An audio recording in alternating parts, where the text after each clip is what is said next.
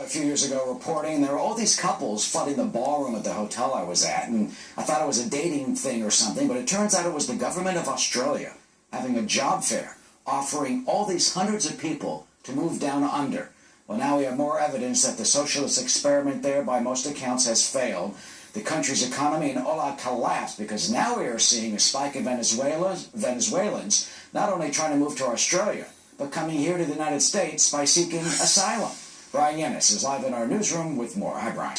Hi, Eric. Well, look, once the richest country in Latin America, Venezuela is now crumbling after 17 years of an oppressive socialist regime, and now thousands are fleeing here. Venezuela is on the brink.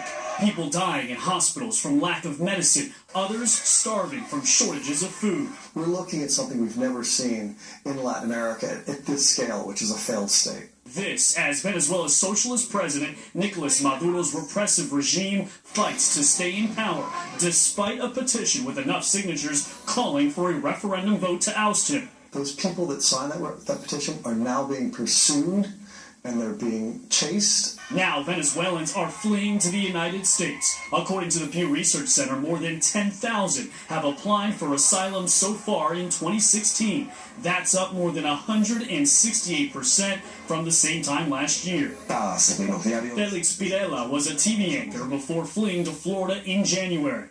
After reporting two nephews of President Maduro were arrested for transporting 800 kilograms of cocaine. I was told I could not report on that story. I defied that order because I felt Venezuelans had the right to know. Pirela was fired. I received threats on social media from regime followers and direct threats. I feared for my life. Now he wants to make the U.S. his new home, but remains hopeful. My message to all Americans and to the entire world is don't abandon Venezuela.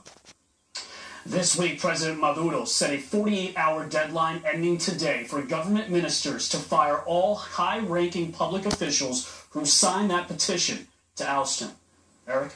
Plenty and more evidence of troubles there. Brian, thanks so much. No problem. Martha? And here at home, Donald Trump is trailing in